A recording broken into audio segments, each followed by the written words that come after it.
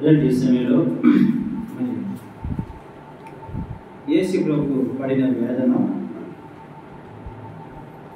ఆయన చనిపోయే ముందు 7 మాటలు పలకడం అనేది మనం చూస్తూ వచ్చాము. మరి గత కొన్ని సంవత్సరాలుగా మనం చూస్తూ వచ్చాము. ఈ సమయంలో మరి మా ప్రపంచంలో అందరూ పాటించే దినము గుడ్ ఫ్రైడే, అంటే శుభ శుక్రవారం. ఈ శుభ శుక్రవారం ఈరోజు మరి శుక్రవారం రోజున మరణించాడు మా ప్రభు.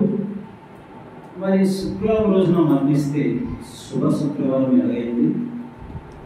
గుడ్ ఫ్రైడే అనేది ఎవరైనా మరణిస్తే మరి చాలామంది మనం చూస్తున్నాం, మరణాలు అనేక రకాలుగా వస్తున్నాయి. చాలామంది యాక్సిడెంట్ రూపంలో, లేదా నీటిలో చనిపోవడము, లేదా అగ్ని ప్రమాదంలో, ఇలాగా అనేక రకాలుగా మానవులు చనిపోతున్నారు. అయితే మనము ఇక్కడ ఒక విషయం తెలుసుకోవాల్సిన విషయం ఏంటంటే, ఏ రోజైతే ప్రజలు మరణంలో రకరకాల మరణాలు వస్తున్నాయో, నీటిలో పడిపోయి చనిపోతున్నారు, అగ్ని ప్రమాదంలో చనిపోతున్నారు, యాక్సిడెంట్లో చనిపోతున్నారు. యాక్సిడెంట్ ఈ రోజు ఎవరికైనా అయితే, మరి అది లక్షవారం కానీ, శుక్రవారం కానీ, శనివారం కానీ, ఆ రోజు యాక్సిడెంట్ ఒక మామూలుగా అవుతే కొంచెం గమనించండి. ఎవరైనా చనిపోయి ఉంటే మీ ఇంట్లో ఉన్నవారు కానీ, లేకపోతే ఎక్కడైనా ఊళ్ళో ఉన్నవారు కానీ, మీ బంధువులు కానీ, ఇదే దినాన చనిపోయారు అని మీకు తెలిస్తే ఆ దినం గురించి ఎప్పుడు కూడా మరి ఇది శుభ శుక్రవారం లేదా శుభ లక్షవారము, అలాగే గుడ్ ఫ్రైడే, లేకపోతే ఏదైనా ఏ రోజు చనిపోతే ఒక మంచి సోమవారం మా కుటుంబంలో అనేటట్టుగా ఎవరు కూడా అనుకోలేదు. ఏమా అనుకుంటారా? మీ ఇంట్లో లేదా మన ఇంట్లో ఇంకెక్కడైనా సరే ఏ రోజైతే చనిపోయాడు, ఈ రోజే నా కుమారుడు లేదా నా భర్త, నా యొక్క తండ్రి చనిపోయాడు, యాక్సిడెంట్ అయ్యి, లేకపోతే కొట్టేశారు, అనేకులు దుండగులు కొట్టేసి చంపేశారు అనేది తెలిస్తే ఇదే దినానంటే మనం సంతోషించలేం.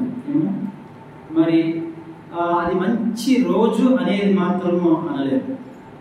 అయితే ప్రపంచంలో ఉన్న మానవులందరూ కూడా చనిపోయిన రోజుకి మరి మంచితనాన్ని తేలేకపోయారు, మరి మంచి రోజు అనేది తేలేకపోయారు.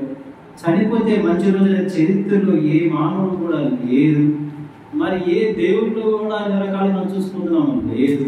కానీ యేసు ప్రభు చనిపోతే అది మంచి రోజుగా ప్రకటింపబడింది. అది ఏ శుక్రవారం? శుభ శుక్రవారం అనేది అంటున్నాం. ఏమో చనిపోయిన రోజుని శుభ శుక్రవారం అంటే ఇది చాలా ఆశ్చర్యకర విషయం. చనిపోయిన రోజు ఇదే రోజు చనిపోయారు, ఈ రోజు ఏం బాగలేదు. చాలామంది మనం చూసుకుంటూ వస్తున్నాము, ఈ రోజు మంచిది కాదు, శని రోజు, లేకపోతే శని ఉంటుంది, మంచి రోజు కాదు అనేది రోజులు చూసుకుంటే అలాగే ప్రయాణించాలి అనేది మనం చూస్తున్నాం. కానీ యేసు ప్రభు చావు ఏ రోజైతే చనిపోయారో రమరమి 3 గంటలకి, మరి అలాగే ఆ రోజున శుక్రవారం శుభ శుక్రవారము, మంచి శుక్రవారము అనేది చనిపోయిన రోజుని మనం అంటున్నాం. అంటే దీంట్లో ఏదో ఒక విషయం దాగి ఉంది. రండి, ఆయన మరి చనిపోయిన రోజున శుభ శుక్రవారం ఎలాగైందో, ఏ రీతిగా అయిందో, చనిపోయేటప్పుడు కూడా మనకి ఏదైనా మేలు చేశారా? ఏ రోజు చనిపోతున్నా ఆ రోజు మనకి ఏ మేలు జరిగింది? చనిపోకుండా ముందుట్లో మరి మనం చూసినట్లయితే ఎన్నో మేలు మనం యేసు ప్రభువులో చూసాం. ఏమన్నా మరి కుష్ఠరోగుల్ని బాగు చేయడం చూసాము, చనిపోయిన వారిని ఏం చేసాము, లేపడం చూసాము.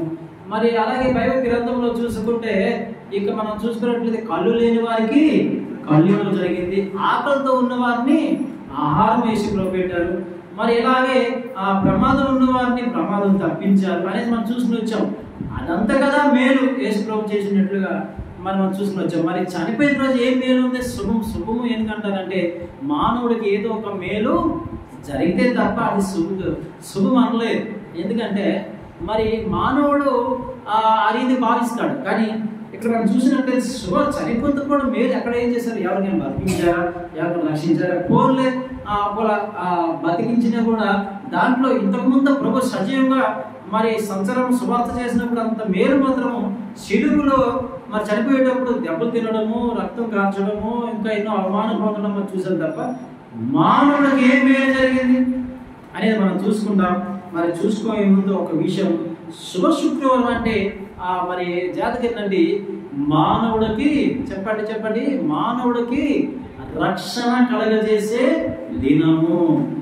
ఎలా జరుగుతుంది? అందుకే ప్రతి మానవుడు మరి పాపములు వచ్చే జీతం మరణం కదా, మరి మరణము అవుతే కదా ఆ మానవుడి ఆ యొక్క పాపాన్ని ప్రక్షాళన జరుగుతుంది మరి అనేది మనం చూసుకుంటూ వస్తే, ఆ రోజున మరణించడం అనేది మనకు బదులుగా మరి యేసు ప్రభు మరణించిన రోజు అవుతుంది. ఏమవుతుంది?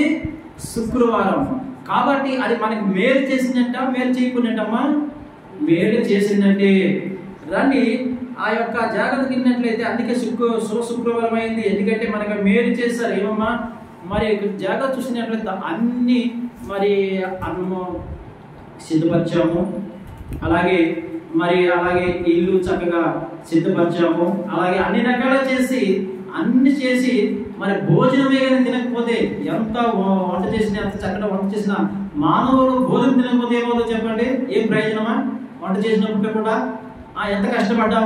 ఆ రీతిగా ప్రభు అందరినీ ఏం చేశారంటే మరి అందరినీ కళ్ళు లేని వారికి కళ్ళు ఇచ్చారు, మరి రోగస్తులకి బాగు చేశారు, సచివాలయానికి లేపారు, సముద్రాన్ని ఇంకా చేపలు లేకపోతే వారికి ఆహారంగా చేపలు ఇచ్చారు, ఇంకా రొట్టెలు ఇచ్చారు, అన్ని ఇచ్చినా కూడా మరి మానవుడికి పాపానికి బదులుగా ఆ మరణాన్ని కాకపోతే మరి యేసు ప్రభు మరణించకపోతే ఇవన్నీ చేసిన ఏం ప్రయోజనము లేదు.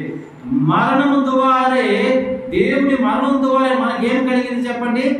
రక్షణ కలిగింది. అందుకే మరణము చాలా విలువైంది. అందుకే మనం ప్రభు బల్ల తీసుకున్నప్పుడు దేవుడు ఏమి జ్ఞాపకం చేసుకున్నాడు? కొరింథీయులకు రాసిన పత్రిక ఏమమ్మా మరణాన్ని జ్ఞాపకం చేసుకున్నారు. మరణం చాలా ప్రాముఖ్యమైనది. అందుకే మీరు తీసుకున్నప్పుడల్లా ఏం జ్ఞాపకం చేసుకోమన్నాడు? ఆయన జ్ఞాపకం చేసుకున్నాడు. ఆయన జ్ఞాపకం చేసుకోవడం అంటే ఏంటి? తన మరణాన్ని జ్ఞాపకం చేసుకున్నాడు. ఇది ప్రచారం చేయండి, ఇది ప్రచురించండి, లేదా ఈయన అనేక రీతిలుగా తెలియపరచడం అనేది మనం చూసాం. రండి ఇక్కడ ఈ యొక్క సిలువలో పలికిన 7 మాటలు, ఈ 7 మాటల ద్వారా మనకి ఏమి దేవుడు తెలియపరచబోతున్నాడో ఈరోజు మనం చూస్తాం. 7 మాటలు ఏంటి? విలువైనవి ఏంటి? మనం ఎన్నో సంవత్సరాలు బట్టి వినుకుంటూ వచ్చాము. ఇంకా సంవత్సరంకి ఒకసారి మరలా ఈ రీతిగా శుక్రవారంగా గుడ్ ఫ్రైడేగా మనం పాటిస్తున్నాం. రండి ఈ సమయంలో మనం చూసినట్లయితే మరి మొట్టమొదటిగా మనం ఒక వచనం చూసుకుంటాం. తదుపరి మనము ముందుకు సాగుతాం. లూకా సువార్త 23వ అధ్యాయం, లూకా సువార్త 23వ అధ్యాయం మనం చూసుకుందాము. మరి 34 వచనం, లూకా సువార్త 23:34. అమ్మ యేసు తండ్రి వీరు ఏమి చేయించున్నారో వీరు ఎరగరు కనుక వీరిని క్షమించమని చెప్పాను.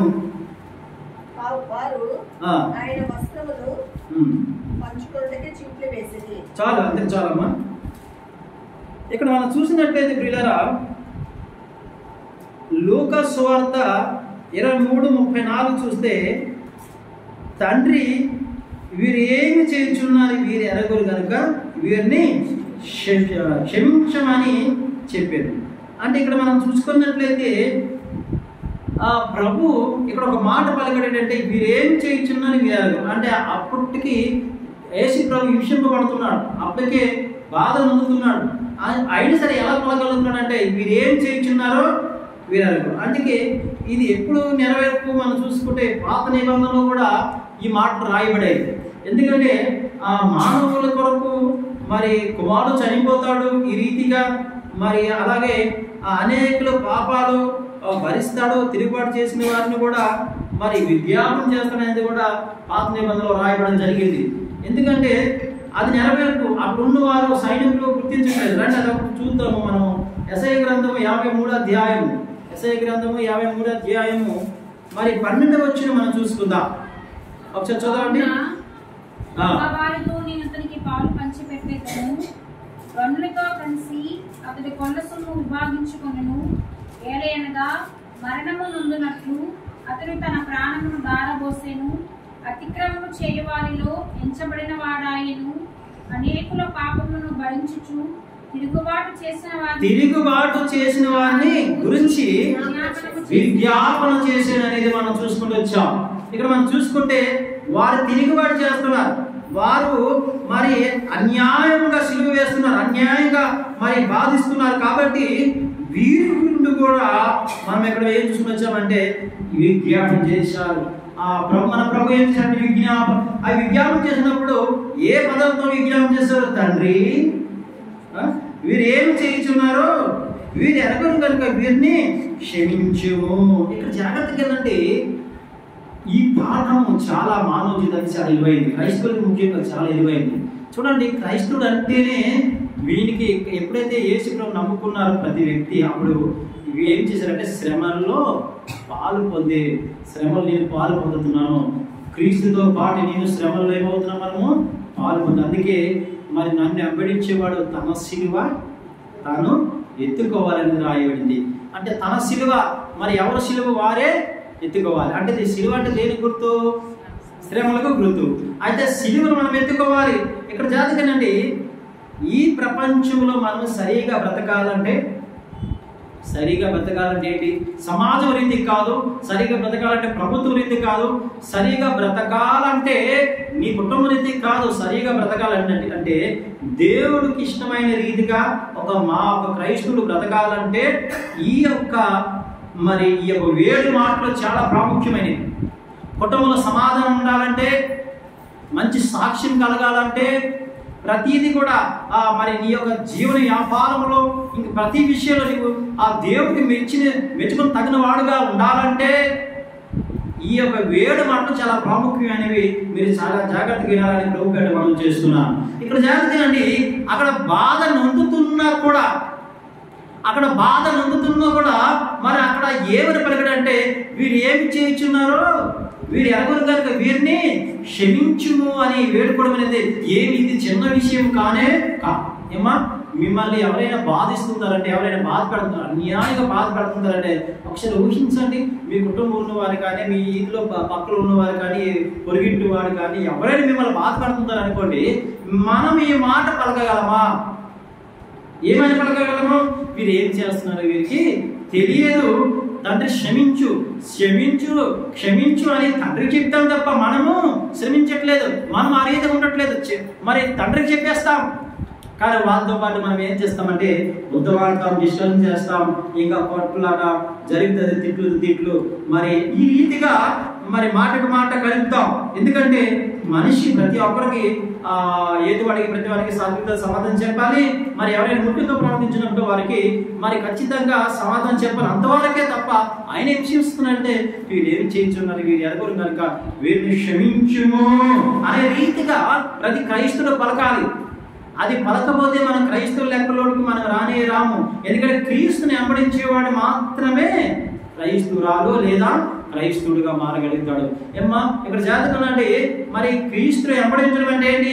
క్రీస్తు ఏ రీతికి నడుస్తున్నాడు 7 మాటల ద్వారా మనకు తెలుస్తుంది. మరి మనం ఆ రీతికి వెంబడిస్తే కదా మనం క్రైస్తవం అవుతాం. అంటే క్రీస్తుని వెంబడించేవాడైతే క్రైస్తవుడు. ఇక్కడ మనం చూసుకున్న సైనికుడు సోల్జర్స్ మనం చూస్తే వారు కూడా ప్రభుత్వము నియమించిన కట్టడాలను ఆ రీతి నడిస్తే వారు సైనికుడు అవుతారు, బార్డర్లో వాడు యోగుడు అవుతాడు. ఆ రీతిగా క్రీస్తుని వెంబడిస్తే క్రీస్తు సైనికుడు అవ్వాలి. అంటే క్రీస్తును వెంబడించడం అంటే దాని అర్థం ఏంటి? ఆయన చెప్పిన ప్రతి మాట పాటించడమే మనము క్రీస్తు సంబంధం అనేది రాయబడింది. ఇక్కడ జాగ్రత్తగా ఈ రోజు నేర్చుకోవాల్సిన పాఠం ఏమిటంటే పోయిన సంవత్సరం గత సంవత్సరం ఈ సంవత్సరం వరకు మనం నేర్చుకోవాల్సిన పాఠం ఏమిటంటే అసలు మీరు మీ ఇంట్లో మీ యొక్క ఇరుగు పొరుగుల దగ్గర, మీ పనుల దగ్గర, ఇంకెక్కడైనా మీరు నివసించినప్పుడు పనులు చేసినప్పుడు ఏ రీతికి మీరు ఉన్నారని దేవుడు యేసు ప్రభు మరణం ద్వారా మనకు ఇప్పుడు తెలియపరచబడుతున్నాడు. ఏంటంటే నీవు క్షమించగలగావా? ఆ మాట పలుకుతున్నావా? మీరైనా నేనైనా ఎవరైనా ఈ రోజు నేర్చుకోవాలి. ఆయన మరణం మనల్ని ఏం చేస్తుందంటే మనకు ఒక గుణపాఠాన్ని నేర్పిస్తుంది.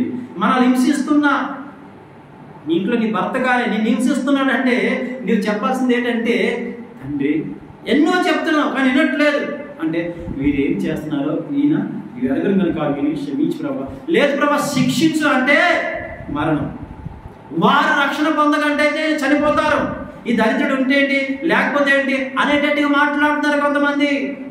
అలా మాట్లాడిన వాళ్ళు ఏం జరుగుతుందంటే మరి దేవుడు ఒకవేళ చెయ్యి విడిచిపెడితే ఆయన రక్షణ నీ యొక్క ప్రార్థన వలన నీకు వచ్చిన ఈ భూమి మీద నీవు ఆ ప్రభు ప్రణాళిక చొప్పున రావడానికి కారణం వల్ల వచ్చావంటే ఆ యొక్క ప్రణాళిక నువ్వు నెరవేర్చడం లేదు. నీ భర్తని ఆయన ఏమైపోయాడంటే మరణమయ్యేదానికి కారణము నీ ప్రార్థన కలగట్లేదు, నీ మనస్తత్వం కలగట్లేదు. భార్య వలన చెప్పండి భర్త పరిశుద్ధపరచబడని రాయబడింది. కాబట్టి ప్రియుల జాతికినండి ఈ మాట మానవులకి ఎంత ఉపయోగపడుతుందంటే, క్రైస్తవులకి ఎంత ఉపయోగపడుతుందంటే, వీరు ఏమి చేయించున్నారు, వీరు ఎరగను కనుక క్షమించి ప్రభు అన్నట్లుగా ప్రతివాడు నడవాలి. ఏమా అక్కడ హింసిస్తుంటారంట ఆ మాట పలకగలవా? ఇంటి వారే నీ సొంత బంధువులని హింసిస్తుంటారండి, ఈ మాట అనగలవా? చూస్తారా, ఆయన మరణప్పుడు కూడా జనాలకు బోధించి వెళ్ళిపోతున్నాడు తప్ప మరి మరణం కదా చనిపోతారు కదా అలా సైలెంట్గా వెళ్ళిపోవట్లేదు. శత్రువుల దగ్గర మౌనంగా ఉన్నాడు, అక్కడ నిన్ను బోధిస్తున్నాడు, క్రైస్తవునే బోధిస్తున్నాడు, తనకి వెంబడించిన శిష్యులకే బోధిస్తున్నాడు. ఏమని? తండ్రి వీరు ఏం చేయించున్నారో చెప్పండి, చెప్పాలి. మీరు చెప్పితే తప్ప మీరు ఉసారులు లేరు. అమ్మా ఏమని చెప్పారు చెప్పండి. యేసు ప్రభు ఏమని వేడుకున్నాడు? వీరు ఏం చేయించున్నారో వీరు అడగదు కనుక వీరిని క్షమించి. ఎంత గొప్ప మాట! అలా పలకగలగాలి. అలా పలికితేనే నీవు ఒక క్రైస్తువులో ఉన్నావు, నీ క్రీస్తును ధరించుకున్నావు అర్థం. అందుకే ఇక్కడ క్రీస్తును ధరించుకున్న వారును యూదుడని క్రీస్తు దేశంలో స్త్రీ అని పురుషుడని లేదు, స్త్రీ అని పురుషుడు లేదు. ఎందుకంటే క్రీస్తును ధరించుకుంటే మరి మనలోని ఆ యొక్క అంతరంగ పురుషుడు ఎవరున్నారో ఆడపిల్ల రీతి ఉంటుందా?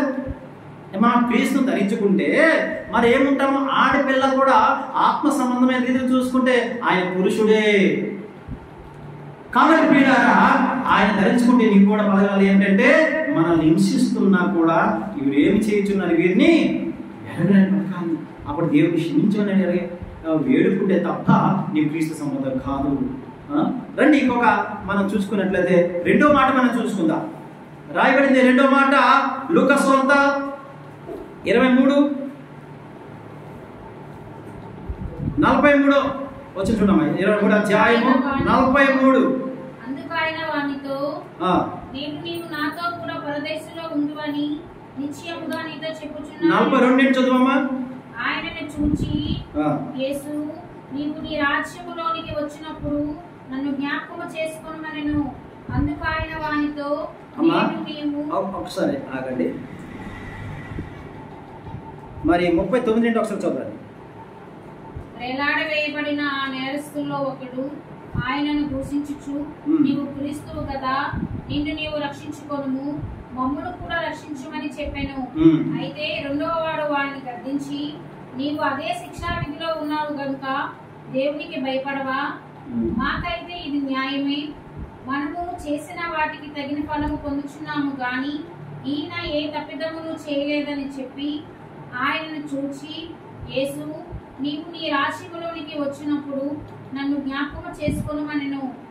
అందుకు ఆయన వానితో, నేను నీవు నాతో కూడా పరదేశంలో ఉండువని నిశ్చయముగా నీతో చెప్పుచున్నాను. ఇక్కడ మనం చూసుకుంటే రెండో మాట కూడా మనం చూసుకుంటే ప్రియులారా, ఇది ఎంత పాఠాన్ని నేర్పిస్తుంది. ఫస్ట్ మనం ఏం చూసుకున్నాము? శ్రమల్లో కూడా మనల్ని కొడుతున్న వారిని కూడా మనం క్షమించగలిగే మనిషి అనుకుంటారు. నెంబర్ 1. నెంబర్ 2 ఏవాడు ఏంటంటే, మరి ఇక్కడ మనం చూసుకుంటే మరి తండ్రి ఇక్కడ మనం చూసుకుంటే నేడు నీవు నాతో కూడా పరదేశంలో ఉంటావని మరి ఆ దొంగకి బందిపోడు దొంగకి అవకాశం ఇవ్వడం జరిగింది. ఇక్కడ ఏంటి ఇక్కడ ఉన్న మ్యాటర్ ఏమిటి మనం చూసుకున్నట్లయితే మరి 39 మనం చూసుకున్నాం కదా. వేలాడే వేయబడిన ఆ నేరస్తులలో ఒకడు ఆయనను దూషించుచు, దేవుడు చేయబడింది దూషించుచు, నీవు క్రీస్తు కదా, ఏమమ్మా నిన్ను నీవు రక్షించుకొనుము, అప్పుడు నీవు నన్ను రక్షించు. ఇక్కడ జాగ్రత్తగా దూషించుచు అని రాయబడింది. అంటే ఇక్కడ జాగ్రత్తగా మీరు వింటున్నారా? మరి జాగ్రత్తగా వినండి. ఏంటంటే ఇక్కడ ప్రతిరోజు మనము మరి శుభశుక్రవారం ఎలాగైంది, యేసు త్యాగాన్ని మనల్ని ఏంటి నేర్పిస్తుందని మనం చూసుకుంటే ఇక్కడ జాగ్రత్తగా వినండి. ఏం రాయబడింది? మరి దూషించుచు, ఆయన దొంగ దూషిస్తున్నాడు. ఏమని?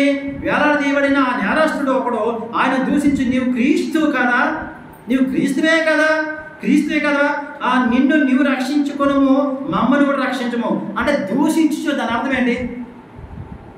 దూషించడం ఎప్పుడు వస్తుంది అంటే ఇక్కడ రాయబడింది ఏంటంటే, అంటే ఇప్పుడు మన జీవితంలో కూడా అలా దూషిస్తున్నాం.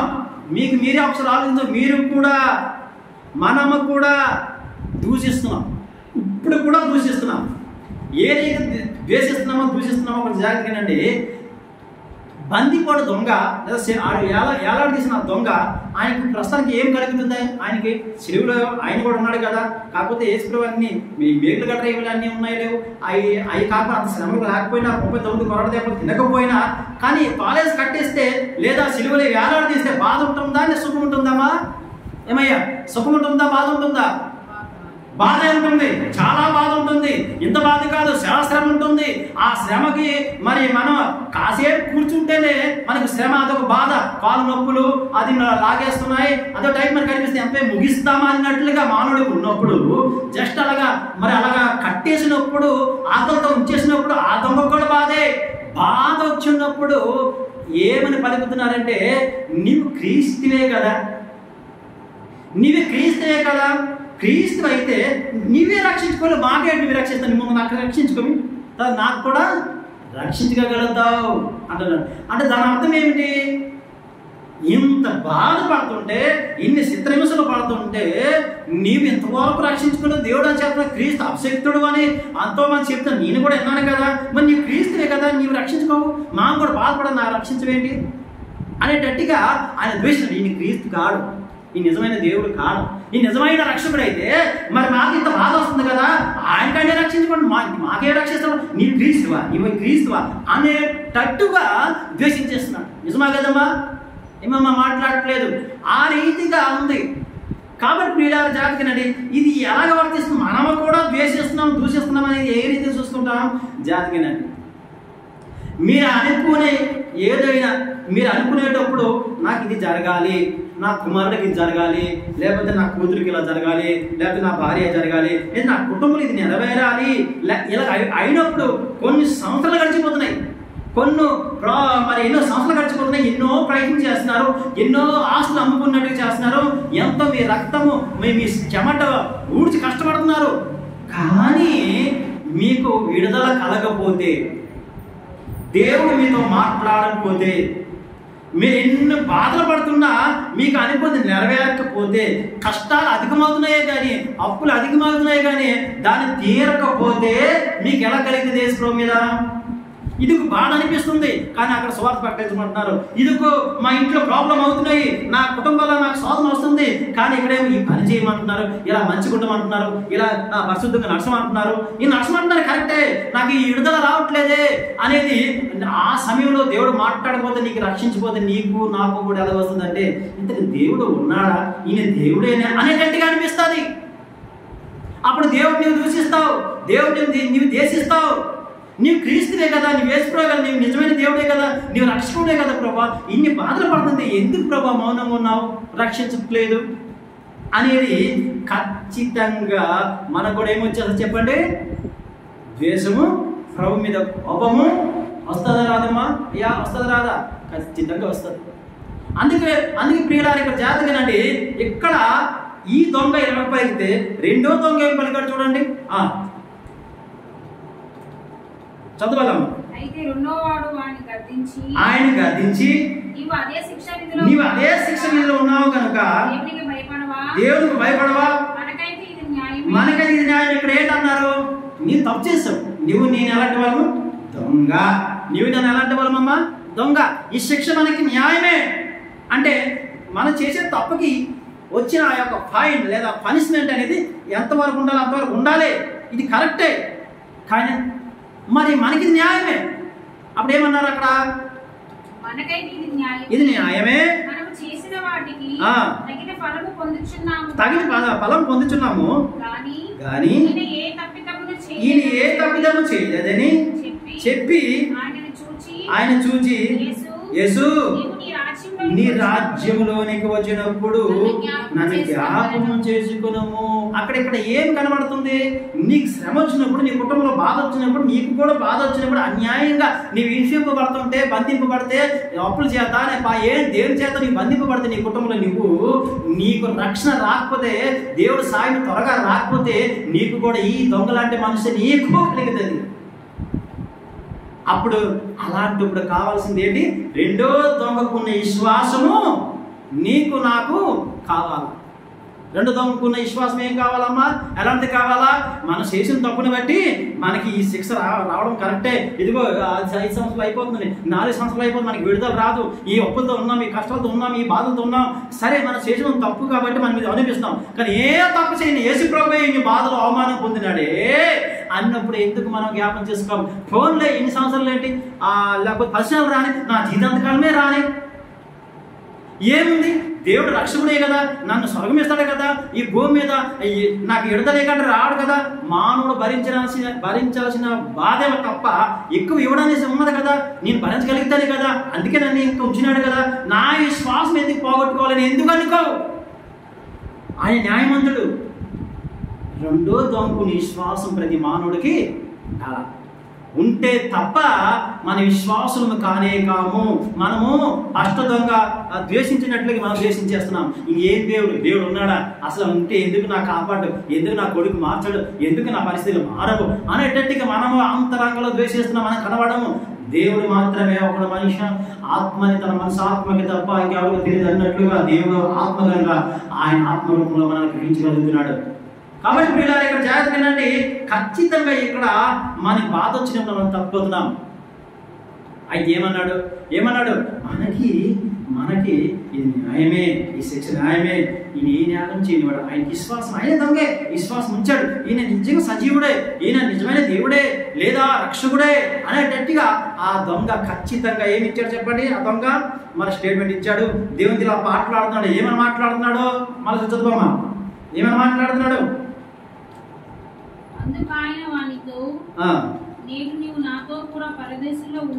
దొంగ పలికిన మాట అమ్మా.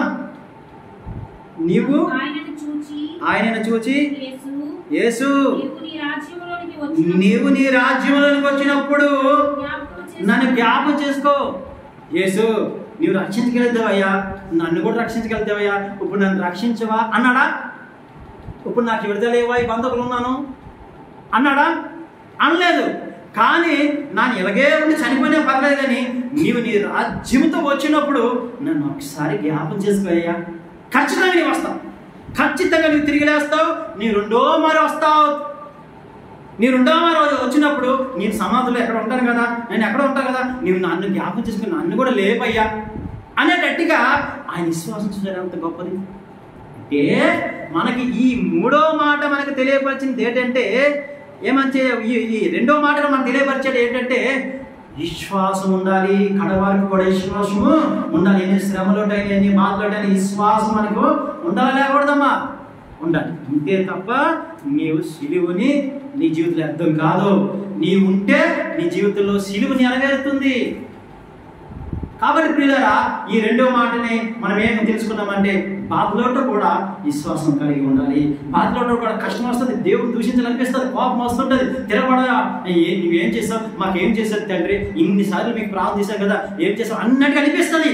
కానీ అలా అనకుండా దొంగ వాళ్ళే మొదటి దొంగ వాళ్ళు అనకుండా మనము రెండో దొంగలాగా విశ్వాసం కలిగి ఉండాలి. ఉంటే నీవు రెండో మాట నీవు నెరవేర్చిన దాని అవుతావు, నెరవేర్చిన వాడు అవుతావు అని బైబిల్ తేరాటిగా చెప్తుంది. రండి ఇక మూడో మాట మనం చూసుకుందాం.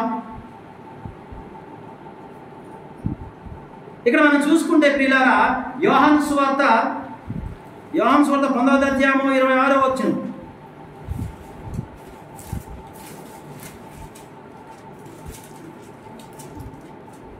యోహాను సువార్త 9వ అధ్యాయము 26 చదువు. యేసు తన తల్లియు తాను ప్రేమించిన శిష్యులను దగ్గర నిల్చుచుండుట చూచి, అమ్మా ఇదిగో నీ కుమారుడు అని తన తల్లితో చెప్పెను. తరువాత శిష్యుని చూచి, ఇదిగో నీ తల్లి అని చెప్పెను. ఇక్కడ జాగ్రత్త వినండి. ఈ మూడో మాట మొట్టమొదటి మనం ఏం చూసుకున్నాం? మొదటి మాట ఏం చూసుకున్నామమ్మా? అదేనికి సంబంధించింది? ఎవరు చెప్తారు? అంటే క్షమించే గుణం కలిగి ఉండాలి. మనం బాధలకు కూడా ఏం చేయాలి? క్షమించే గుణం కలిగి ఉండాలి. రెండో మాట ఏం చూసుకున్నాము? బాధల్లోకి కూడా విశ్వాసం ఇవ్వకూడదు. రెండోసారి మనం చూసుకున్నాం రెండో మాట. ఇప్పుడు మూడో మాట చూసుకున్నాం ఏంటంటే, ఈ మూడో మాట రాయబడింది ఏంటంటే, దేవుడు ఒక బాధ్యత కలిగి ఉన్నాడు. యేసు ప్రభు ఒక బాధ్యత కలిగి ఉన్నాడని మనం చూస్తున్నాం. ఏం బాధ్యత అంటే, క్రైస్తవుడికి ఎక్కువ శాతం శ్రమలు ఉంటాయి. ఇది మర్చిపోకూడదు. మనం శ్రమ కొరకే పుట్టి ఉన్నామని కీర్తనకారులు రాయబడింది. కాబట్టి మానవుడు అంటే సద్భక్తితో ఉద్దేశించే వారందరూ ఏం పొందుతారు? హింస. సద్భక్తితో ఉద్దేశించే వారందరూ హింస పొందుతారని రాయబడింది. క్రీస్తు ధరించుకున్నవారు కొంచెం శ్రమలలోనే వెళ్ళాలి, తప్పదు. అది వెళ్ళేటప్పుడు దానికి ఉన్న ఆయుధాలు ఏంటో, ఏ రీతికి ఉండాలో తన సిలువ యాగం ద్వారా మనకు తెలియపరచబడింది. మూడో మాట ఏం రాయబడింది? మనం ఇంకోసారి చదువుకోం ఆ మాట. 19:26 యేసు తన తల్లి తన ప్రేమించిన శిష్యుల దగ్గరికి నిలిచుండేను.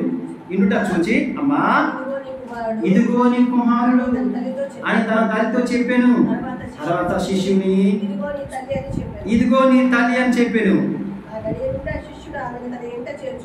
ఇక్కడ ఒక బాధ్యత బాధ్యత బాధ్యత ఇక్కడ మనకు మరి నేర్పిస్తున్నాడు. ఏం బాధ్యత మనం చూసుకుంటే జాగ్రత్తగానండి. మీ ఇంట్లో గొడవలు వస్తే, ఏదైనా ప్రాబ్లం వస్తే, లేకపోతే నీవు అందుబాటులో లేని సమయంలో వచ్చినప్పుడు, నీ ఒక్క పనిలో ఒక బిజినెస్లో ఏదో దాంట్లో నీవు మునిగిపోయి ఉన్నావు, లేకపోతే ఏదో ఒక విషయంలో ఒక అపాయంలో ఉన్నావు.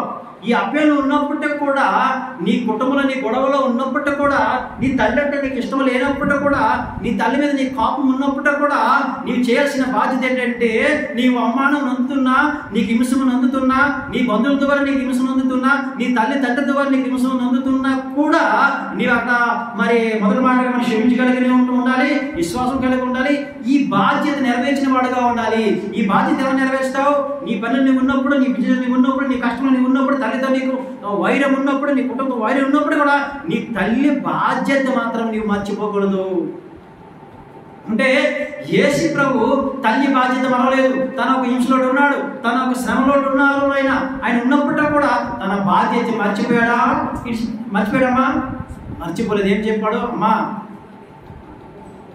నేను ఈ బాధలో ఉన్నప్పుడు కూడా నేను మర్చిపోయిన వాళ్ళలాగా నేను లేకూడదు, నేను మర్చిపోవట్లేక ఉన్నాను అనుకుంటున్నావా? లేదు, నేను వెళ్ళిపోతే నాకు అతి స్థితి ఎలాగో చూడమ్మా. మరి అమ్మ అలాగే యోసేపు వారి తర్వాత కుమారులు పుట్టారు, తర్వాత పిల్లలు పుట్టారు. వారు ఆ సమయానికి విడిచిపెట్టేశారు, తల్లిని విడిచిపెట్టి వెళ్ళిపోయారు. ఒంటరిగా తను ఉండిపోయింది. యేసు దేవుడి మీద ఆనుకొని, మరి యేసు మీద కుమారుడి మీద ఆనుకొని ఉన్నది. అయితే అయ్యా నువ్వు వెళ్ళిపోతే నా పరిస్థితి ఏంటి తను అనుకోవచ్చు. అయినా సరే తన మరి అంతరంగము, తన మనసును ఎరిగిన దేవుడు కనుక, రక్షకుడు కనుక ఆయన ఏం చెప్పాడు? అమ్మా ఈయన నీ కుమారుడు. ఏమన్నారు చెప్పండి? అమ్మా ఇదిగో ఈయన నీ కుమారుడు, అదిగో నీ తల్లి అని బాధ్యత చెప్పాడు. ఒకసారి ఆలోచించు. నీవు ఈ బాధ్యత కలిగి ఉన్నామా? మనం ఈ బాధ్యత కలిగి ఉన్నామా? అమ్మా బాధ్యత కలిగి ఉన్నామా? నీ పిల్లల పట్ల కానీ, నీ తల్లి పట్ల కానీ, నీ తండ్రి పట్ల కానీ, నీ తల్లి ఎడల నీవు ఎలాగున్నావు, నీ తండ్రి ఎడల నీవు ఎలాగున్నావు, లేదా ఈ రీతిగా నీ కుటుంబం ఎడల నీవు ఎలాగున్నావు అని దేవుడు మరి మూడవ మాట మనల్ని బోధిస్తుంది. అంటే నీవు శ్రమలో ఉన్నావు, బాధలో ఉన్నావు, నీకే గతి లేదు, మాకే దిక్కు లేదు, మరి ఇదికేలా పరిస్థితి అన్నట్లుగా నీకు అనిపిస్తుంది. అయినా సరే ఆ బాధ్యత నీకు అవసరం చేయాల్సిందే. యేసు ప్రభుకి మరి బీపీ ఎలాగైందమ్మా? తన బీపీ దున్నబడింది. అంత స్థితిలో ఉన్నప్పుడు కూడా తల్లి బాధ్యత ఆగలేదు. ఆ రీతిగా మనము రాసిన వారు ఉన్నాం. అప్పుడే నీకు మూడవ మాట నెరవేర్చిన వాడు అవుతావు, మూడవ మాటని పాటించేవాడు అవుతావు, మూడవ మాటని నీవు పాటించేవాడు అవుతావు అని ఇది మూలంగా దేవుని వాక్యం తెలియపరుస్తుంది. ఇంకొక మాట మనం చూసుకుందామండి, జాగ్రత్తగా ఏంటంటే మరి నాలుగో మాట మనం చూసుకుందాం. ఏమా నాలుగో మాట? మార్కు సువార్త 15:34.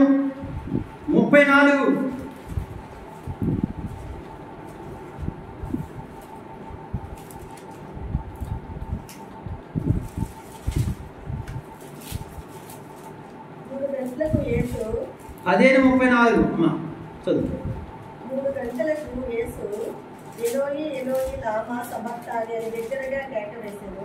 ఆ మాటకు నా దేవా నన్ను ఎందుకు చెయ్యించుదని అర్థము. అలాగే మత్తయి సువార్త 27వ అధ్యాయము 46వ వచనం చదువుకున్న విషయం అది కూడా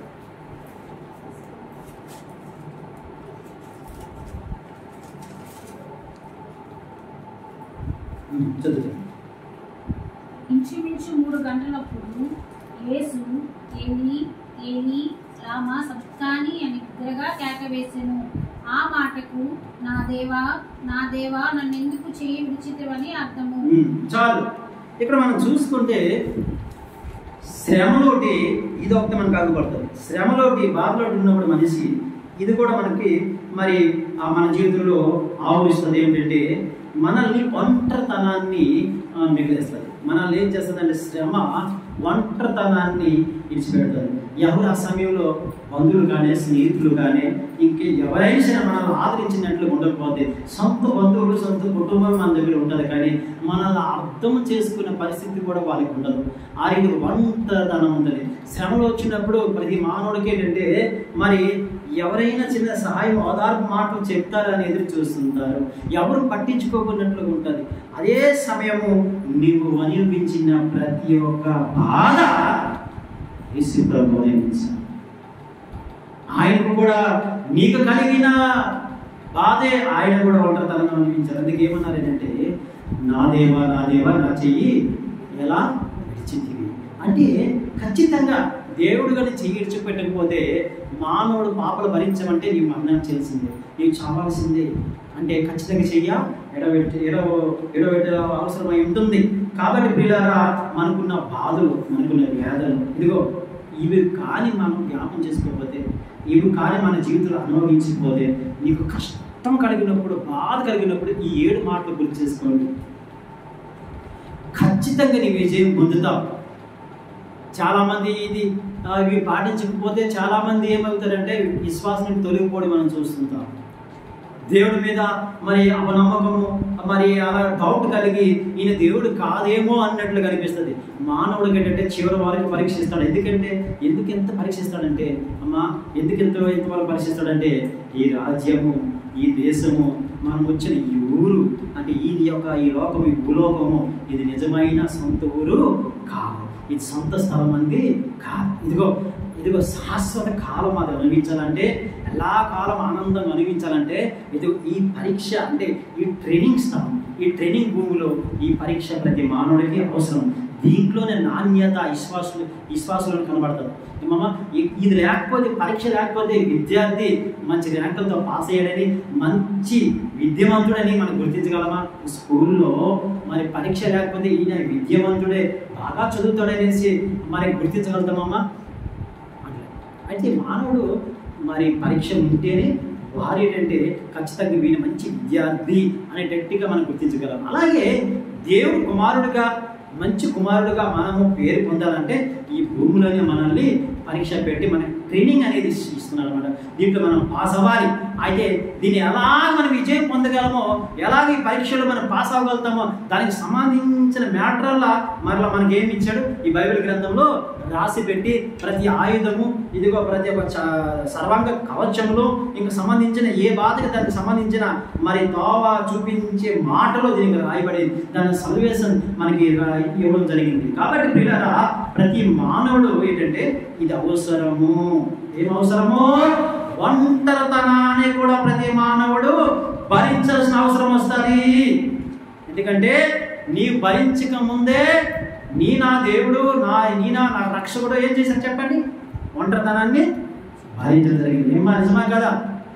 ఎందుకంటే శిష్యులు మరి 12 మంది శిష్యులతోటి ఆయనకి దొంగలు మరి పట్టుకున్నప్పుడు సైనికులు పట్టుకున్నప్పుడు యేసుతో ఉన్నారా పారిపోయారు? ఎవరు వారు ఏమైపోయారు? చెదిరిపోయారు. మరి రాయబడింది ఒంటరిగా మిగిలిపోయారు ఆయన. అదే కాదు ఆఖరికి దేవుడు కూడా తండ్రి అయిన దేవుడు కూడా ఏమైపోయారు చెప్పండి? చెయ్య విడిచిపెట్టేయడం జరిగింది. సరే మానవులు పట్టించుకోదు పర్లేదు, ఈ బంధుమిత్రులు పట్టించుకోదు పర్లేదు, నా కుటుంబంలో నా కొడుకు ఎందుకు పట్టించుకోవట్లేదు, నా కుటుంబంలో నా తండ్రి ఎందుకు పట్టించుకోవట్లేదు, నన్ను అర్థం చేసుకోవట్లేదు, ఇదిగో నా భర్త ఎందుకు పట్టించుకోవట్లేదు, నా భార్య ఎందుకు పట్టించుకోవట్లేదు అనేది ఖచ్చితంగా ఒంటరితనం వస్తుంది. అది వస్తేనే నీవు నిజమైన క్రైస్తవుడు, క్రైస్తవురాలు. శ్రమ లేనివాడు క్రైస్తవుడు కానే కాదు. ఏమమ్మా, మరి సజీవుడికి నొప్పి వస్తుందా, మృతుడికమ్మా? ఇప్పుడు చనిపోయిన శవం ఉందమ్మా, నొప్పి ఎవరికి? బతుకున్న మనిషిగా, చనిపోయిన శవానిగా? బ్రతికిన మనిషికే. కాబట్టి మరి సచ్చిన శవానికి నీవు ఎన్ని పిన్నిలేసి కూర్చున్నా, కత్తిలు చీరిన కూడా నొప్పి ఏమీ తెలియదు. ఎందుకంటే నీ సజీవుడు అంటే దాని అర్థం ఏంటి? క్రీస్తు బాటలో నడవాలని తీర్మానం చేసుకున్నాం. కాబట్టి అన్నుడి కంటే క్రైస్తవురాలకు ఎక్కువ శ్రమ వస్తారు. ఎందుకని? నీవు సజీవురాలు, జీవం కలిగి ఉన్నావు. వారు జీవించుచున్నారు కానీ పేరు మాత్రమే, కానీ ఏమై ఉన్నారు? మృత్యు. కాబట్టి నీవు మృతుడు కావు, సజీవురాలు. కాబట్టి నిన్ను ఖచ్చితంగా బాధ పెట్టడం అవసరం. ఏమా, సాతాను కూడా పడుతుంది. ఎందుకని? 10 కొంగలు ఉన్నాయమ్మా, చెట్టు మీద 10 కొంగలు ఉంటే ఆ కొంగలో మరి ఆ కొంగలకి ఏంటంటే బాణం వేసి కొట్టిన తర్వాత మరి ఒక 4 కొంగలు కొట్టేసిన తర్వాత బాణం తగిన తర్వాత కింద పడిన తర్వాత అక్కడ పెట్టేశాడు. పెట్టిన తర్వాత ఆయన ఇంకా ఎన్ని కొంగలు ఉన్నాయమ్మా? కొంగలు ఎన్ని ఉన్నాయి? పిట్టలు 10కి 4 పడిపోతే ఇంకెన్ని ఉంటాయమ్మా చెప్పండి? 6 ఉంటాయి. ఈ 6 కొంగల్లోనే ఆయన దృష్టి ఎవరిపైన ఉంటుంది? బతికున్న కొంగల మీద ఉంటుందా, మరి చనిపోయిన కొంగల మీద మనసు పెడతాడా? ఏమమ్మా, బతుకున్న కొంగల మీద మనసు ఉంటుంది ఆయనకి. బతుకుని ఎగురుతున్న వాటి కోసమే గురి పెడుతుంటాడు. ఆ ఎగురుతున్నాయి ఎలా దొరుకుతాయని చూస్తుంటాడు. కాబట్టి ఆ తరిమి అంటాడుతాడు. ఎవరమ్మా? ఏటగాడు. నిజమా కాదా? అలాగే మన జీవితంలో కూడా మరి ఇక్కడ మనం చూసినట్లయితే బ్రతికున్న క్రైస్తవుడు అనేది ఒక ఆత్మీయ జీవితంలో నడిచేటప్పుడు ఖచ్చితంగా వీరు బతికున్నారు, సజీవితంతో నడుస్తున్నారు, పోరాడుతున్నారు, ఎగరాలని తప్పించుకోవాలని, చెడు లోకంలో తప్పించుకోవాలని వేగిపడి పోరాడుతున్నాడు. కాబట్టి పరుగులు తీస్తున్నారు. కాబట్టి మరి ఈ ఆటగాడి గురి, సాతాను అనే గురి ఆటపడి ఉంటుందంటే మన మీదే ఉంటుంది. కానీ దానికి ఎలా తప్పించుకోవాలి? ఎన్నో సమస్యలు. ఏమమ్మా, ఆటగాడు చేతుల్లో చెప్పండి లేడు తెప్పించుకున్నట్లుగా మనం తప్పించుకోవాలట ఈ భయంకర దినాల్లో. కాబట్టి ఆ సమయంలో శ్రమలు వస్తాయి, బాధలు వస్తాయి. అలాంటప్పుడు ఒంటరితనం అనిపిస్తుంది. చెయ్యి ఇడిచిపెట్టేసావు ప్రభా, నన్ను ఎందుకు పట్టించుకోలేదు ప్రభా, నా ప్రార్థన ఆలకించట్లేదు ఎందుకు ప్రభా? ఎంత ప్రార్థన చేసినా కూడా జవాబు రాదు. అప్పుడు నీవేం చేయాలంటే, ఏం చేయకుండా నీవే మార్గం అయితే ఏమమ్మా, మరి ఎన్ని శ్రమలు వచ్చినా కూడా దాన్ని ఇంకొక మార్గం అనేది పక్కన, ఎన్ని బాధలు వచ్చినా ఒక మార్గం అనేది పెట్టుకుంటాడు ప్రభు. ఒంటరిగా మార్గం నడవలసిన అవసరమై ఉంటుంది. కాబట్టి ప్రియులారా, యేసు ప్రభు నీకు పడిన బాధ నీకు వస్తుందని తెలిసే, నీవు అనిపిస్తావని తెలిసే, నీకంటే ముందు ఆయన పట్టాడు. ఒంటరితనం, నా దేవా నా చెయ్యి చెప్పమ్మా, చెప్పాలి, ఎందుకు విడిచితివి? ఇష్టపడ్డాడు. ఆయన ఏం తప్పు చేయలేదు. ఆయన మరి పిలాతు చెప్పాడు కదా, ఈయన యందు నేరమేమీ కనబడలేదు అన్నాడు. ఈయన యందు నేరమేమీ కనబడలేదు, ఈయన మరి మీ రాజే కదా, ఎందుకు సిలువ వేయాలని కోరుతున్నారు? ఈయన యందు నేరమేమీ లేదు, నేను పరీక్షించాను. అమ్మ, నేరమేమీ కనబడినప్పుడు నేరం పక్షం నిలబడాలా, లేకపోతే విడిచిపెట్టేస్తారమ్మా? నిలబడాలా? ప్రభుత్వమే నేరం లేదంటే మనం శిక్షించడానికి ఎవడు అర్హుడు కాడు, ఎవడు వేయకూడదు. అయినా సరే తనకు కావలసింది ప్రజల పదవి, ప్రజల నుండి వచ్చే మెప్పే కావాలి పిలాతుకి. అన్యాయం ఉన్నప్పుడు కూడా ఎదిరించలే, పట్టుకోలేదు. మరి మీ ఇష్టమేనయ్యా, ఇప్పుడు నేను కాదన్నాను అనుకోండి, మీరు నాకు వచ్చిన పదవుని, నాకున్న గవర్నర్ పదవిని పోతుంది కాబట్టి అన్నట్లుగా మరి నన్ను చెయ్యి కడిగేసుకున్నాను, నా యందు నాకేం రావలేదు, ఈయన మాత్రమే నేరం ఏమీ చేయలేదు, నాకేం కనబడలేదు, మీరు ఏం చేసుకుంటారో మీ ఇష్టమని ఇచ్చారు. అన్యాయం తీరిపది కూడా మరలా. కాబట్టి ప్రియుల జాగ్రత్తనండి, ఒంటరితనము నిన్ను వేధిస్తుంది. కొన్నిసార్లు ఒంటరితనము నిన్ను ఎవరు పట్టించుకున్నట్టు అనిపిస్తుంది. అప్పులతోని, శిక్షతోని, బాధలతోని, రోగాలతోని నీవు కుమిలిపోతుంటా, కానీ నిన్ను ఎవరు అర్థం చేసుకుని వారు లేరు. ఆ సమయంలో నీవు చేయాల్సిన పని ఏమిటో తెలుసా? నీవేంటంటే ఇదిగో చెయ్యాల్సిన అంతా కూడా చేసుకుంటూ వెళ్ళిపోవాలి. భరించాల్సిన కష్టం అంతా భరించుకుంటూ నీవు వెళ్ళాల్సిందే. ఇంకొక బావలేదు. వెళ్ళిన తర్వాత అప్పుడు నీ దేవుడికి చెప్పాల్సిన మాట ఒకటి ఉంది. రండి ఇంకొక పదం మనం చూసుకొని మనం ముగించేటట్టుగా మనం ప్రయత్నం చేద్దాం. ఇక్కడ మనం చూసుకున్నట్లయితే ప్రియులారా, మరి ఆ మాటే మరి కీర్తన గ్రంథంలో రాయబడింది. 22వ అధ్యాయం మొదట వచ్చినాము. కీర్తన గ్రంథము 22వ అధ్యాయం మొదట వచ్చిన ఒకసారి చూస్తారా? అక్కడ కూడా ఈ మాటే పలికాడు. కీర్తన గ్రంథం 22వ అధ్యాయం మొదట వచ్చినాము. నా దేవా నీవు నన్ను ఎలా ఎడవనాడితివి, నన్ను రక్షింపక నా వార్తతోని వినక ఎలా నీవు దూరముగా ఉన్నావు. ఏమమ్మా ఎవరంటున్నారు? రాయబడింది, ముందే రాయబడింది, యేసు ప్రభువుకు రాయబడింది. దావీదు కూడా అలాంటి శ్రమలోటే వెళ్ళాడు. యోబు కూడా అదే శ్రమంలో వెళ్ళాడు. మన పితరులు అదే బాధల్లో వెళ్ళారు. మనము కూడా అదే బాటల్లో వెళ్ళేటప్పుడు ఖచ్చితంగా మనమే కాదు, యేసు ప్రభు అదే బాటలో వెళ్ళినప్పుడు మనం జ్ఞాపకం చేసుకున్న ఒక విషయం ఏమున్నది ఏంటంటే, యేసు ప్రభు ఎలాగైతే సిద్ధపడ్డాడో దేవుడు తండ్రి దేవుడు మనకి ఇడిచిపెట్టేది కూడా అలాగే మనం ఏమవ్వాలి చెప్పండి? ముందున్న కార్యక్రమం గురించి, ముందున్న శ్రమలకి ఏమున్నాయో అవన్నీ భరించుకొని వెళ్ళాల్సిన వారమై ఉన్నాము. అలా వెళ్తేనే మనము నిజమైన క్రీస్తుని వెంబడించిన వారం అవుతాము. అప్పుడు గొప్ప మేలు, గొప్ప ఆదరణ, గొప్ప దేవుడు యేసు ప్రభు ఎలాగైతే తిరిగి లేచాడో అనగా మనలా మనం తిరిగి లేస్తాము. అప్పుడు ఏమైతే చెప్పండి? రాజులైనా యాజక సమూహంలో మనం తయారవుతాం. అప్పుడు ఆ రాజ్యంలో మనం వెళ్తాము. మరి ఆఫ్టర్ ఒక జాబ్ చేయాలంటే ఎంత కష్టపడుతున్నామండి? ఆఫ్టర్ ఒక పని సంపాదించుకోవాలంటే ఎంత కష్టపడుతున్నామండి? మరి అంత గొప్ప రాజ్యం నిత్య జీవంలో ఒడిగి పెట్టాలంటే ఉండొద్దమ్మా, కొంచెం ఉండొద్దా? ఉండాలి. అలాంటప్పుడు మనం అర్థం చేసుకోవాలి, కానీ దొంగలాగా మనం అర్థం చేసుకోకూడదు. ఏమమ్మా ద్వేషించేటట్టుగా అవిశ్వాసం మనకు ఉండకూడదు. కాబట్టి ప్రియులారా, క్రీస్తు శిలువ యాగం, క్రీస్తు పలికిన ఈ మాటలు మన జీవితానికి ఎంతో ఉపయోగపడుతున్నాయని మనం తెలుసుకోవాలి. నిజమా కాదమ్మా? ఉపయోగపడుతున్నాయా లేదా అంటే ఒకసారి మీకు మీరే పరిశీలించుకోండి. మనం ఈ లేమేమో, ఈ మాటల ప్రకారం మనం లేమేమో. నీవు పోయిన సంవత్సరం నీ సంవత్సరం నువ్వు ఆలోచించుకో, నీవు అసలు లేవేమో. ఎన్నిసార్లు అపార్థించుకున్న దేవుడిని తిరగబడ్డావు, క్షమించేవాడుగా లేవు నువ్వు. ఏమమ్మా క్షమించేవాడుగా అక్కడ లేకపోయావు.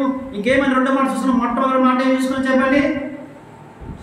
మొదటి మాట వల్ల మనం ఏం నేర్చుకున్నామమ్మా? క్షమించు అని మనం నేర్చుకున్నాము. అది మనలో లేదేమో. రెండో మాట ఏం నేర్చుకున్నాము చెప్పండి? విశ్వాసం మనకి లేదేమో. బాధను చూసి దేవుడిని తృణీకరించామేమో. మూడో మాట ఏం చూసుకున్నాం చెప్పండి? ఏమమ్మా? బాధ్యత మనం లేమేమో. ఈ బాధలో ఉన్నావు, శ్రమలో ఉన్నావు, బీజులో ఉన్నావు, ఆయన ఇంటివరకు నీకు పట్టించుకోలేదేమో. ఒకసారి ఏంటండి, ఒకసారి ఆలోచించండి. ఈ పోయిన సంవత్సరాన్ని మళ్ళా ఒకసారి మనల్ని దేవుడు కృప మళ్ళా అవకాశించాడు. తన శిలువ 7 మాటల ద్వారా మనల్ని నేర్పిస్తున్నాడు. ఎలా ఉన్నావు? అది ఎన్నో మాట అమ్మా? 4వ మాట ఏం రాయబడింది? నా దేవ ఎందుకు నన్ను విడిచిపెట్టింది. అదే శ్రమలు నీకు వచ్చినప్పుడు నువ్వే రీతి ఉండాలంటే మన ప్రభు వలె సిద్ధపడాలా శ్రమకి. ఇప్పుడు 5వ మాట మనం చూసుకుందాం. ఏమమ్మా? ఎంత? యోహాను సువార్త 19:28 చదువు. అటు తర్వాత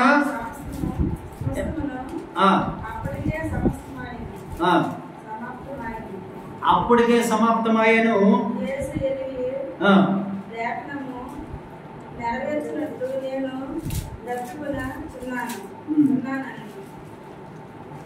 ఇక్కడ జాగ్రత్తగా వినండి. నేను తప్పికొనుచున్నాను. ఒకసారి మరొకసారి చదువు అన్నమాట. ముందుగా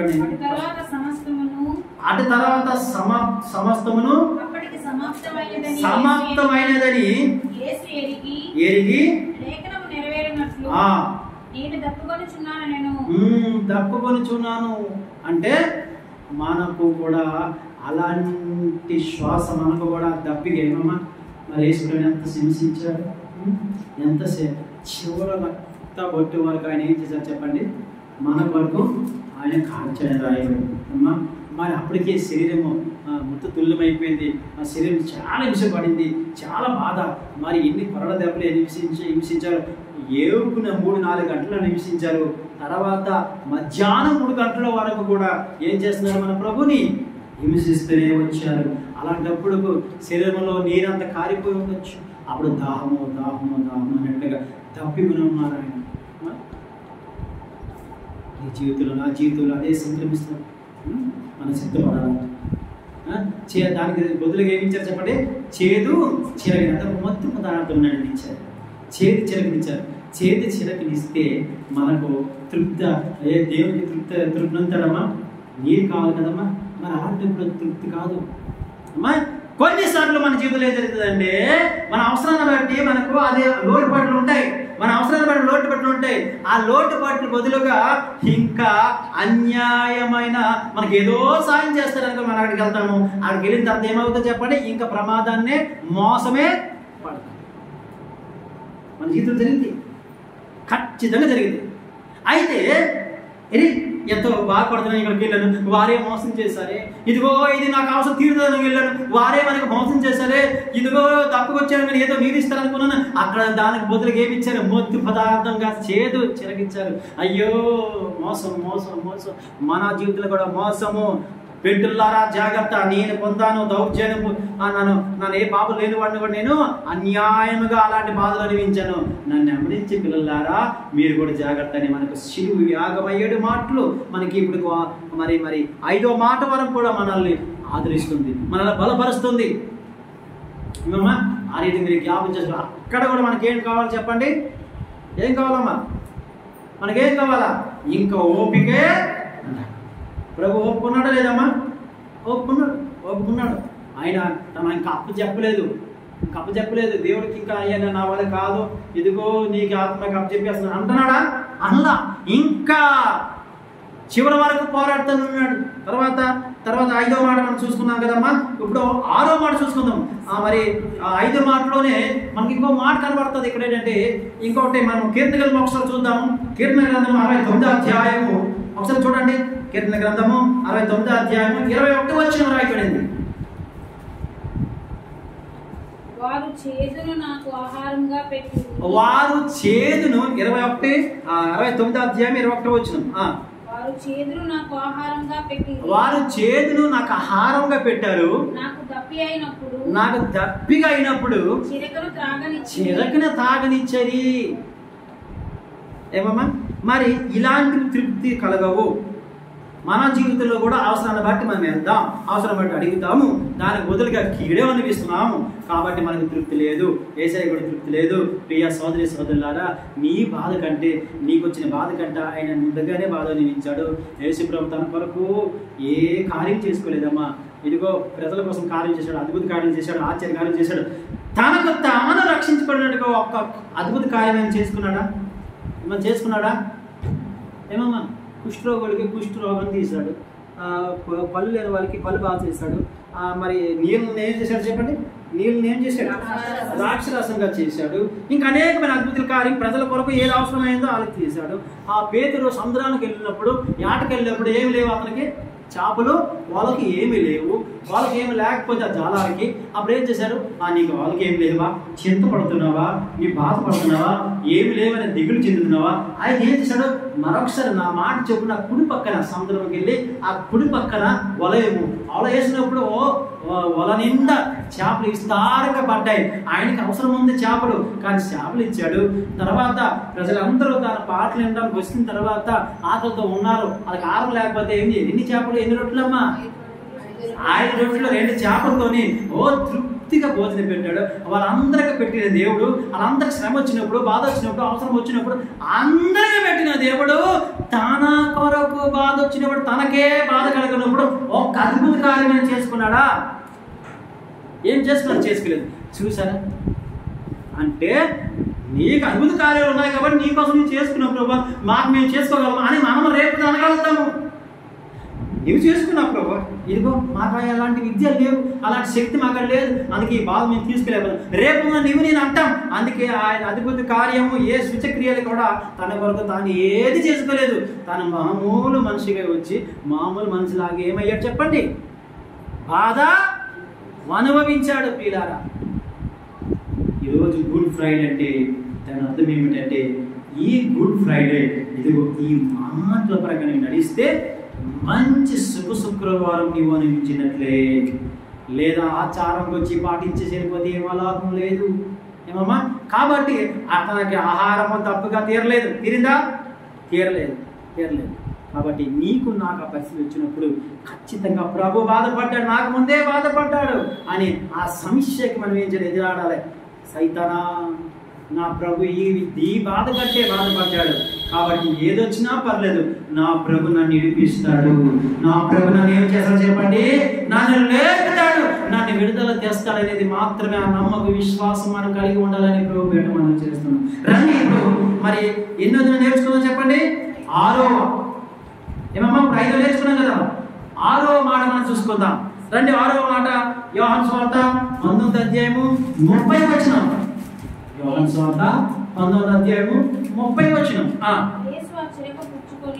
యేసు ఆ చిలక పుచ్చుకొని సమాప్తమైనదని చెప్పి తల వంచి ఆత్మను అప్పగించేది. ఏమమ్మా ఇక్కడ చేతకినండి,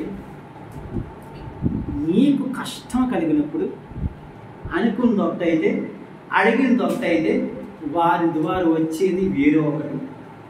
నువ్వు అనుకోండి ఇంకొకటైతే వాళ్ళ ద్వారా వచ్చేది వేరో విధంగా నీ మోసపోతున్నావు. అయినా సరే ఆ మోసాన్ని ఏం చేయాలా చెప్పండి? ఆ మోసాన్ని ఏం చేయాలా? వచ్చింది కదా, అడి తీరాలి, పుచ్చుకోవాలి. చేతి చెరుకును పుచ్చుకున్నాడా? సైడ్ పెట్టించాడమ్మా, తప్పదు, పుచ్చుకున్నాడు. ఆ శ్రమ, నీకు మోసం చేసిన శ్రమ, అడిగిన దానికి బదులుగా వేరో తీరు ఇవ్వడం అనేది నీ జీవితంలో నా జీవితంలో జరిగింది వచ్చేమో. అయినా నీవు నన్ను ఏం చేయాలో చెప్పండి? ఏమి చేయాలంటే అది ఆ శ్రమని మనము అడి తీరాల్సిందే.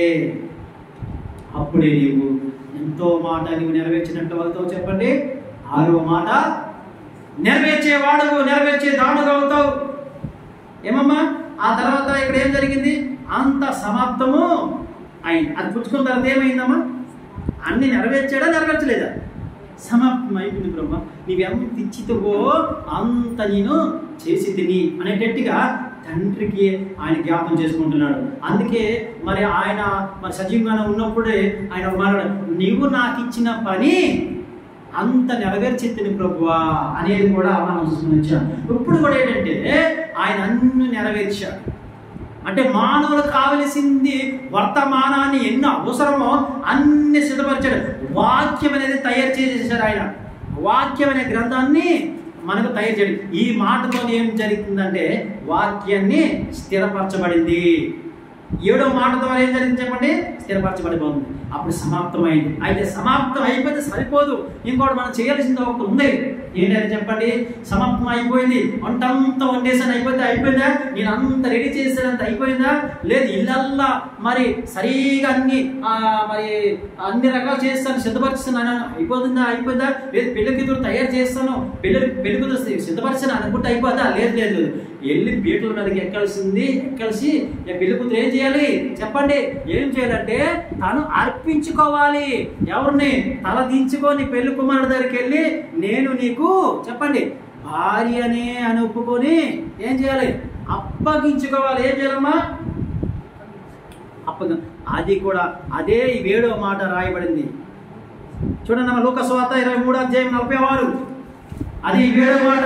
ఇక్కడ సమాప్తం అయిపోయింది, అన్ని భరించడం సమాప్తం అయిపోయింది, అన్ని నెరవేర్చడం సమాప్తం అయిపోయింది. ఇప్పుడు 7వ మాట దగ్గర ఏం రాయబడింది చూడండి. అప్పుడు యేసు ఏమమ్మా? గొప్ప శబ్దంతో కేక వేసి, తండ్రి నీ చేతికి నా ఆత్మను అప్పగించుకొనుచున్నాను. ఆయన ఇలాగ చెప్పి ప్రాణం ఇచ్చాడు. ఇదండి ఖరీదులు కావాల్సింది. ఏమమ్మా? అన్ని భరించావు, అన్ని చేసుకుని వచ్చావు. కానీ ఇక్కడ చేయాల్సింది ఏంటంటే నీవు సిద్ధపడిపోవాలి. ప్రాణం ఇవ్వడానికి కూడా ఏమైపోయారు చెప్పమ్మా? సిద్ధపడిపోవాలి. ఇదిగో యెహోవా, నా తుది శ్వాస వరకు నీ కొరకే నా జీవితం. నాకు మేలు జరగకపోయినా పర్లేదు, నా ఇంట్లో ప్రాబ్లమ్స్ తీరకపోయినా పర్లేదు, ఇదిగో నా ఆత్మని నా ప్రాణమని నీకు సమర్పించుకుంటానయ్యా అనేటట్టుగా నాకు సిద్ధపడాలి. ప్రభు బాగా భరించాడుగా, ప్రభు అన్ని శిక్షణ అనుభవించాడుగా, కానీ దాంతో కూడా అక్కడ సరిపోలేదు. ఇంకేంటంటే అప్పగించుకోవడం పడుతుంది. నీవెక్కడ నేను వచ్చిందివో మరలా ఇదిగో నీ దగ్గరికి వచ్చేసి సరెండర్ అయిపోయినాను అన్నట్లుగా బాధవాలి. అప్పుడే నీకేమొస్తుందంటే విజయము, దేవుడి దగ్గర విడుదల, తిరిగి లేస్తావు, నీవు జయించావు, జయశాలుడు. అందుకే నా మాట విని వాడి చెప్పులు చేయించేవాడు ఖచ్చితంగా జయిస్తాడని రాయబడింది. కాబట్టి ప్రియ సోదరి సోదరులారా, 5వ మాట రాయబడింది ఏంటని? తండ్రి నీ చేతికి నా ప్రాణము అప్పగించుచున్నాను. అమ్మా, నీవు ఎన్నో రోజులు శ్రమలు అనుభవించవచ్చు, ఎన్నో బాధలు పడవచ్చేమో, ఎన్నో హింసలు పడవచ్చేమో, ఎన్నో రకాల ఎదురుకుని వచ్చావు. ఇదిగో నీకు 40 సంవత్సరాలు, 50 సంవత్సరాలు, 60, 70 సంవత్సరాల వరకు వచ్చావేమో, కానీ ఇంకా చేయాల్సిన మీకు బాగున్నాయి నీకు. ఇదిగో ఈరోజు దేవుడు ఈ 7 మాటల ద్వారా మరొకసారి నన్ను జ్ఞాపకం చేస్తున్నాడు. ఏంటంటే నీవు ఈ విధంగా చేయాల్సిన కొన్ని బాగున్నాయి, నీవు నెరవేర్చవలసినవి ఇంకా ఉన్నాయి అనే గట్టిగా నిన్ను జ్ఞాపకం చేస్తున్నాడు. ఈ రీతిగా నువ్వు చేస్తే, నీవు ఇలాగ సిద్ధపడితే అప్పుడు దేవుని ఆత్మ సంతోషిస్తుంది. తిరిగి క్రీస్తు ఏ రీతిగా అయితే లేచాడు, నీవు క్రీస్తుతో పాటు ఏమవుతాము అమ్మా? ఏమవుతాం? మనము తిరిగి లేస్తాము. అప్పుడు ఈ సిలువ అప్పుడు మన జీవితంలో మనకు ఒక మంచి రోజుగా అయింది. ఈ గుడ్ ఫ్రైడే ఏదిగా అయిందంటే, గుడ్ ఫ్రైడే ఏదైందంటే మన పాపానికి ప్రక్షాళన చేయడమే కాకుండా మన ప్రపంచ మానవులందరికీ కూడా ఒక అర్థమైన పాఠాన్ని నేర్పించుకుని తన శిక్ష మనకు ఒక అర్థమైన పాఠాన్ని నేర్పించింది. ఆ 7 మాటలు మనకి ఏం చేసాయంటే మన జీవితానికి వెలిగి ఎలా నడుచుకోవాలో, ఎలాగా ఈ యొక్క సంసార జీవితంలో, ఈ యొక్క ఆత్మీయమైన జీవితంలో, ఈ యొక్క లోకమైన సందర్భంలోని ఈ పాపిష్ట లోకంలో ఎలా నడవాలో మనకి మాధుర్యం చేయండి దేవుడు. చెప్పండి, ఇప్పుడు చెప్పండి, లాస్ట్గా ఇప్పుడు చెప్పండి. ఫస్ట్ మనం ఏం చేస్తున్నాము? మొదటి మాట క్షమించడం అనేది మనం చూసుకున్నాం. రెండో మాట ఏమని చూసుకున్నాము?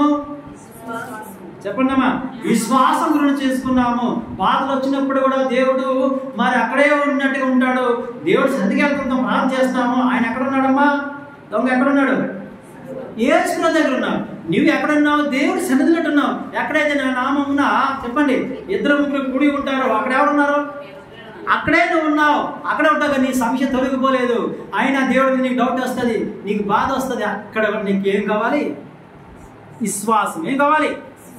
విశ్వాసం. రెండో మాట విశ్వాసం చూసుకున్నాం. మూడో మాట ఏంటి చెప్పమ్మా? ఏటమ్మా? బాధ్యత కలిగి ఉండాలి. ఏ బాధ్యత?